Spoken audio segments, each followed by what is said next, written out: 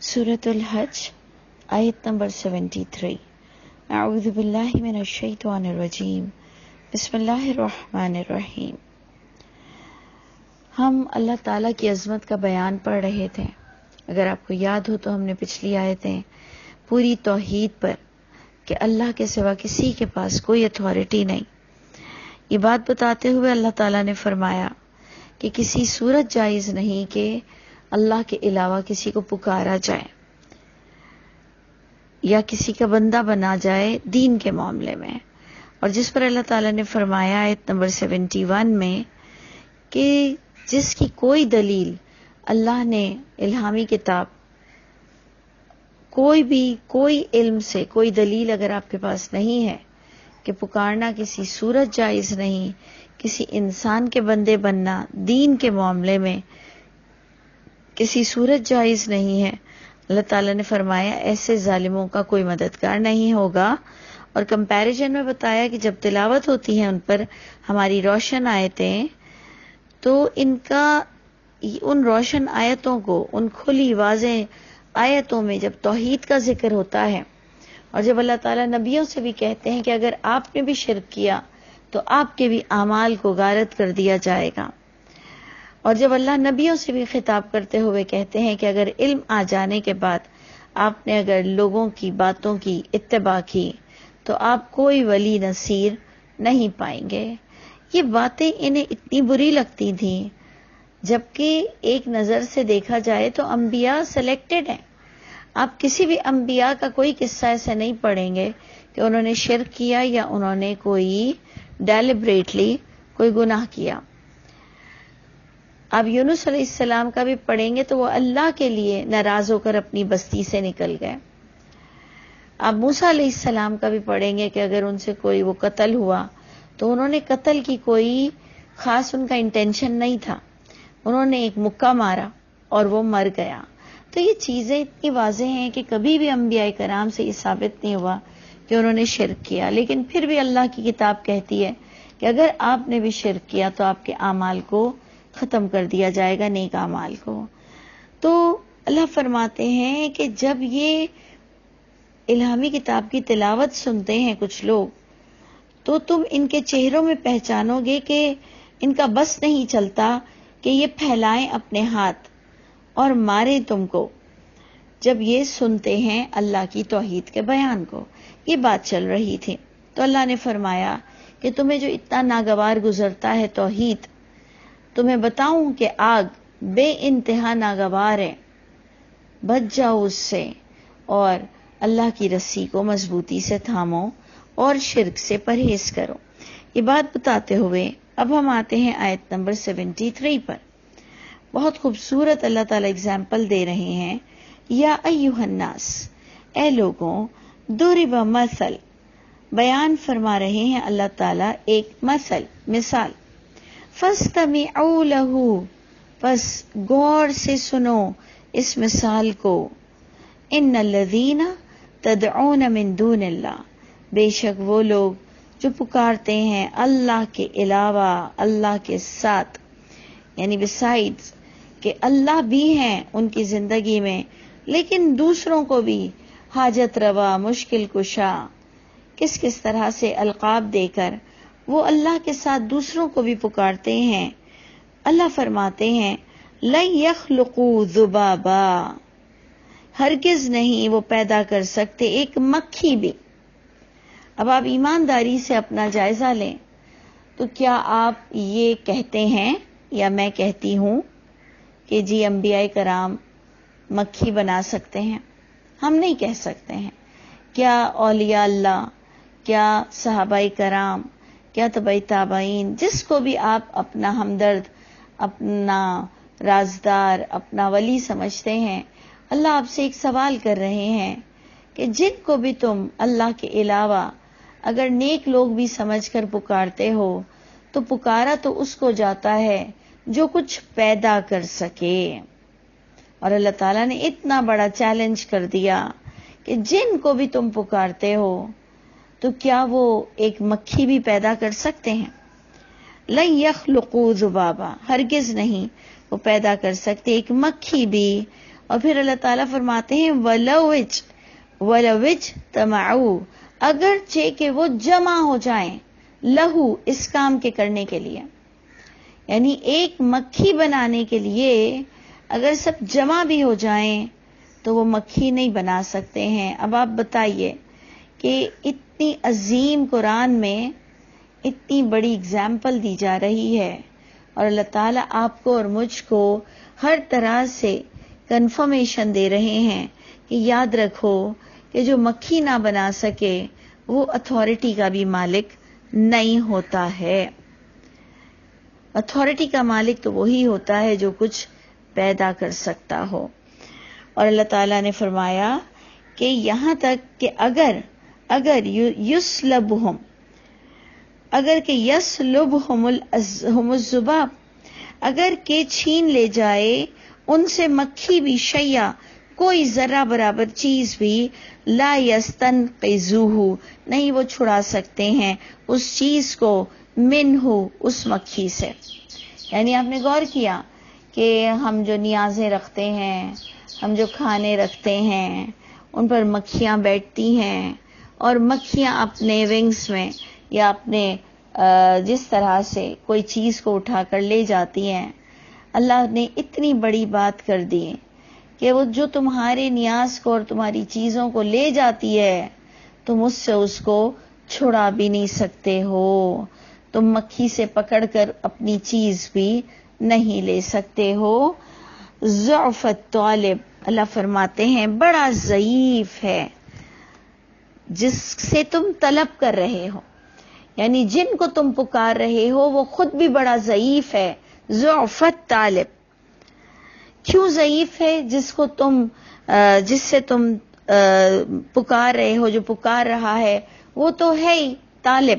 طالب کا معنی ہوتا ہے مدد مانگنے والا، وہ تو ہے ہی کمزور، اسی لیے تو وہ غیر اللہ سے مدد مانگ رہا ہے۔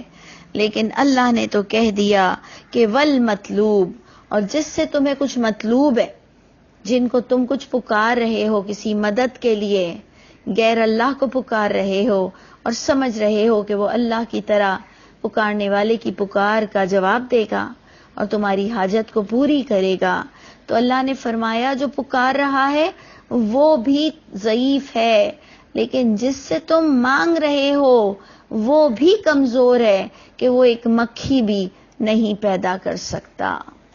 یعنی اللہ تعالیٰ حق بولتے ہوئے ذرا بھی شرم نہیں کرتے، اللہ تعالیٰ کلیئر بات بتاتے ہیں، اور یہ کتاب کا بھی ایٹریبیوٹ ہے کہ اس کتاب کو ہدا اور مبین اور بہت کچھ کہا گیا کہ اللہ تعالیٰ نے اتنی کلیئر بات کہی کہ تم نہ ایک مکھی بنا سکتے ہو، اور تم کتنے کمزور ہو، اور تم دیکھو کہ مانگنے والا تو کمزور ہوتا ہے لیکن جس سے مانگا جائے کیا وہ مضبوط ہے؟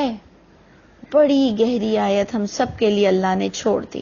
اور پھر پروردگار فرماتے ہیں ما قدر اللہ حق قدرہ، نہیں قدر کی انہوں نے اللہ کی جیسے کہ حق تھا اس اللہ کی قدر کا، جو اللہ تعالیٰ نے پچھلا بیان دیا کہ تم اللہ کی شان تو دیکھو کہ تم اللہ کے ہو جاتے، کیونکہ تمہیں ہر چیز وہیں سے ملنے والی ہے اور لینے والا بھی وہی اللہ ہی ذات ہے، تو تم ڈرتے نہیں، تم نے قدر نہیں کی۔ اللہ نے تمہیں سماعت، بصارت اور تمہیں کیا کچھ عطا فرمایا، تمہیں زندگی دی، تمہیں الہامی کتاب دی، لیکن تم نے اللہ کی قدر نہ جانی جیسا کہ حق ہے اس کی قدر کا۔ ان اللہ لقویش، دیکھو سن لو کہ بے شک اللہ البتہ بڑے مضبوط ہیں، بڑے قوی ہیں اور عزیز غلبے والے ہیں۔ اللہ یصطفی من الملائکہ، جن کو تم پکارتے ہو چاہے ملائکہ ہوں چاہے انبیاء کرام ہوں، اللہ یصطفی، اللہ نے چنا ملائکہ میں سے اپنے میسنجرز چنے، ومن الناس، اور لوگوں میں سے بھی اللہ نے اپنے میسنجرز چنے۔ یہ اللہ کیوں بتا رہے ہیں؟ تم نے میسنجر کو خدا کی ذات کا رتبہ دے دیا، چاہے فرشتوں کو آپ دیکھ لیں، قرآن سے ہمیں وہ کانسیپٹ بھی ملتا ہے، چاہے انبیاء کرام کے لیے آپ دیکھ لیں کہ جنہیں پکارا جاتا ہے، پھر انبیاء کرام کے بعد وہ معتبر صحابہ کرام اور بھی بہت سے ولی اللہ ہم نے بنا لیے اور ہم انہیں مشکل کشا سمجھتے ہیں اور مددگار بناتے ہیں. اللہ فرماتے ہیں وہ میرے میسنجرز ہیں، وہ میرے میسنجرز ہیں، ان کے پاس اتھارٹی نہیں ہے. اللہ منتخب کرتے ہیں، اللہ چنتے ہیں، ملائکہ میں سے بھی میسنجرز اور لوگوں میں سے بھی میسنجرز. ان اللہ سمیع بصیر، بے شک اللہ سب کو سن رہے ہیں کہ ان کی نیتوں میں کیا ہے، ان کی سوچوں میں کیا ہے. اللہ سب کو سن رہے ہیں. بصیر، اللہ سب کو دیکھ رہے ہیں. یعنی ڈرو اے لوگوں، اپنی نیتوں کو خالص کر لو، اللہ تمہیں سن بھی رہے ہیں، دیکھ بھی رہے ہیں. اور اللہ جانتے ہیں، یعلم ما بین ایدیہم وما خلفہم. یہی بات آیت الکرسی میں بھی لکھی ہوئی ہے جو ہم سورہ بقرہ میں پڑھتے ہیں. یعلم ما بین ایدیہم وما خلفہم. وہ اللہ کی ذات وہ شان رکھتی ہے کہ وہ جانتی ہے جو ان لوگوں کے آگے ہے اور جو ان کے پیچھے ہے. تو من ذا الذی یشفع عندہ، کون ہے وہ جو شفاعت کرے گا اس اللہ کے پاس؟ الا باذنہ، مگر تمام کے تمام اسی اللہ کے حکم سے ہر کام ہوں گے. صحیح مطلب نہیں ہے کہ کون شفاعت کرے گا مگر اللہ کے حکم سے شفاعت ہوگی. اللہ کے پاس ہی تمام اذن ہے، تمام حکم، تمام معاملے، تمام بخشش، تمام شفاعتیں سب اس اللہ کے اذن سے ہوں گی، کیونکہ للہ الشفاعت جمیعا. یہ پوری محکم آیت ہمیں مل گئی کہ اللہ کے ہاتھ میں ہے تمام کے تمام شفاعت، اور اللہ ہی جانتے ہیں کہ انسان آگے کیا کرتا ہے، پیچھے کیا چھوڑتا ہے. وَإِلَى اللَّهِ تُرْجَعُ الْأُمُورُ، اور اللہ ہی کی طرف لوٹائے جاتے ہیں تمام کام. تو پھر لازماً اللہ ہی فیصلہ فرمائیں گے. یا ایھا الذین آمنوا، اے ایمان والوں، ارکعوا، رکوع کرو، واسجدوا، سجدہ کرو، واعبدوا، اور اسی اللہ کی عبادت کرو، اسی کو پکارو، اسی کے بندے بنے رہو، جس کے آگے رکوع کرتے ہو، جس کے آگے سجدہ کرتے ہو. پکار صرف اسی کی جائز ہے. آپ دیکھیں اس سے پہلے آپ کو بتایا گیا جو پیدا نہیں کر سکتا اسے مددگار کے طور پر پکارا نہیں جا سکتا دینی اعتبار سے. اور پھر کہا گیا رکوع اور سجود کرو اور پکارو اسی اللہ کو جو کہ تمہارا رب ہے. وَاعْبُدُوا رَبَّكُمْ، اور بندے بن جاؤ، عبادت کرو، پکارو اپنے رب کو. وَافْعَلُوا الْخَيْرَ، اور نیکیاں کرو. اور نیکیوں میں سب سے بہترین نیکی کیا ہے کہ شرک سے پرہیز کرو، اللہ کو پہچاننے کی کوشش کرو. لَعَلَّكُمْ تُفْلِحُونَ، اللہ نے ہمیں 100% کی گارنٹی دے دی کہ تاکہ تم، بہت چانسز ہیں، امید ہے کہ تم فلاح پا جاؤ گے. اور پھر کہا جاہدوا فی اللہ، جد و جہد کرنی ہے تمہیں اللہ کی راہ میں، جیسے کہ حق ہے جہاد ہی. دیکھیں آج ہی کے سبق میں آپ کو ملا کہ اللہ سے ڈرو، اللہ کی قدر کرو، جیسے کہ حق ہے اس کی قدر کا. اور اب اس وقت آ رہا ہے جہاد کرو اللہ کی راہ میں، جیسے کہ حق ہے اس کی راہ میں جہاد کرنے کا. آپ کو اپنے زمانے میں جس طرح کا جہاد ملے گا آپ کو وہ جہاد کرنا پڑے گا، نہ کہ آپ دوسروں کے جہاد دیکھ کر اور اپنے جہاد کو جہادی نہ مانیں. ہر انسان سے اللہ تعالیٰ جد و جہد کرائیں گے، ہر ایک کی NOC تیار ہونی ہے جنت کے لیے. تو اللہ فرماتے ہیں جیسے کہ حق ہے اس کی راہ میں جہاد کرنے کا، ایسے جہاد کرو. هو اجتباکم، وہ اس اللہ نے تمہیں بھی چن لیا ہے. اللہ نے جیسے ملائکہ کو اور لوگوں کو، یعنی انسانوں میں سے جیسے میسنجرز چنے ہیں، اسی طرح اللہ فرماتے ہیں کہ جد و جہد کرو اس کی راہ میں. اس نے چنا ہے تم کو، اور جسے چنا جاتا ہے اسے پوری فیسلٹی پرووائڈ کی جاتی ہے. تو آگے اللہ فرماتے ہیں وَمَا جَعَلَ عَلَيْكُمْ فِي الدِّينِ مِنْ حَرَجٍ، دیکھو تمہیں ہر طرح سے اللہ تعالیٰ نے فیسلٹی پرووائڈ کی ہے جہاد کی.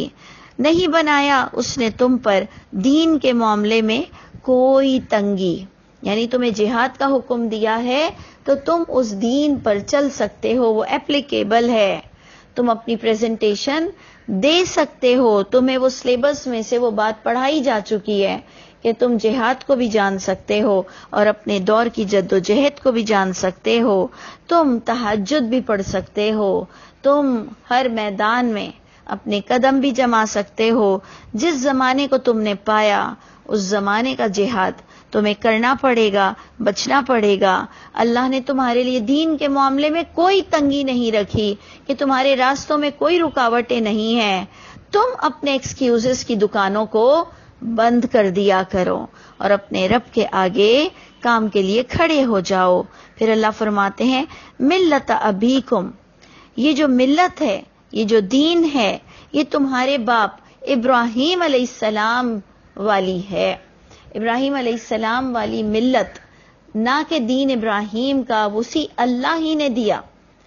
تو اس لیے ہمیں سمجھنا ہے کہ دین اللہ ہی مینٹین کرتے ہیں، دین اللہ ہی دیتے ہیں، سلیبس اللہ ہی وحی کے ذریعے سے دیتے ہیں، لیکن اللہ نے ابراہیم علیہ السلام کو یہ عزت دی کہ انہوں نے ہر موقع پر یک رخ ہو کر، جو ان کے لیے حنیفہ، کہ وما نہیں تھے وہ مشرکین میں سے، وہ نہیں تھے شرک کرنے والوں میں سے، وہ ایک ٹریک پر رہتے تھے اور وہ الہامی کتاب سے اپنے رب کو سمجھتے تھے اور عمل کرتے تھے۔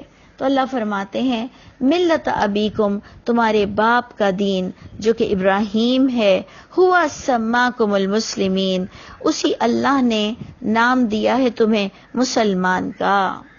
صرف میں اور آپ محمد صلی اللہ علیہ وسلم کے امتی مسلمان نہیں ہیں، عیسائی جن کو ہم عیسائی کہتے ہیں، جو اصل عیسیٰ علیہ السلام کے فالوورز ہیں، وہ بھی قرآن میں کہتے ہیں کہ اے عیسیٰ علیہ السلام آپ گواہ رہیے گا کہ ہم مسلم ہیں۔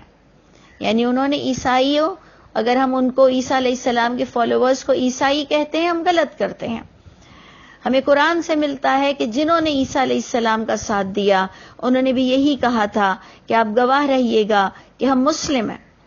ہر دور کے اچھے لوگ، ان کو پتا تھا کہ ان کا نام مسلم ہوتا ہے، لیکن ہم نے سمجھا کہ یہ صرف اور صرف ہم مسلمانوں کو یہ لقب ملا ہے، جبکہ اللہ فرماتے ہیں ہوا سماکم المسلمین من قبل وفی ھذا، پہلے بھی میں نے تمہیں نام دیا ہے مسلمان ہونے کا، وفی ھذا، اور اس قرآن میں بھی میں نے تمہیں نام دیا ہے مسلمان کا۔ پھر آپ اور میں حنفی کیوں ہیں، شافعی کیوں ہیں، اہل حدیث کیوں ہیں، سلفی کیوں ہیں، دیوبند کیوں ہیں، بریلوی کیوں ہیں، شیعہ کیوں ہیں، سنی کیوں ہیں؟